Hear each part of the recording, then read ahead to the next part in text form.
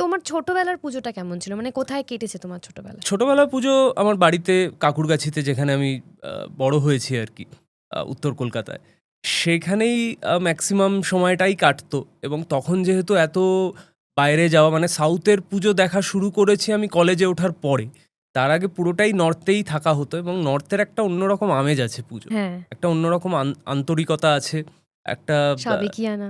একটা সাবেকিয়ানা আছে। আর না ভীষণ ওই একটা, যে সবাই মিলে একসাথে ওই প্যান্ডেলে সবাই মিলে একসাথে বসছি, আড্ডা মারছি। মেয়েরা আসছে অন্য পাড়া থেকে আমাদের প্যান্ডেল দেখতে, আমরা তাদেরকে দেখছি। তো এইরকমভাবে ছোটবেলা একটা মজা হতো।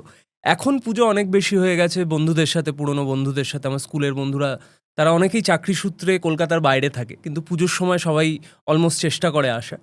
তো তখন ওদের সাথে যে আড্ডা হয় সবাই একসাথে মিলে বসে, বা আমাদের ইন্ডাস্ট্রির লোকজনের সাথে বসে বাড়িতে আড্ডা, গান বাজনা, খাওয়া দাওয়া, ওটা সব থেকে একটা বড় ব্যাপার। তো পুজোর তুমি খেতে সময় ভালোবাসো?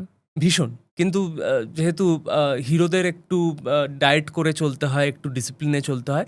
কিন্তু পুজোর এই কদিন আর কি বাঁধ ভাঙা। ছোটবেলায় কি হতো, সারা বছর পড়াশোনা করো, কিন্তু পুজোর 5 দিন পড়াশোনা করবো না, এটা মাস্ট। কারণ পুজোর 5 দিন পড়াশোনা করলে ঠাকুর অভিশাপ দেবেন। ঠিক। তো সেটা হয় যে পুজোর 5 দিন যদি ডায়েট করি, খাওয়া দাওয়া না করি ঠিক করে, তাহলে ঠাকুর অভিশাপ দেবেন বলে আমি মনে করি।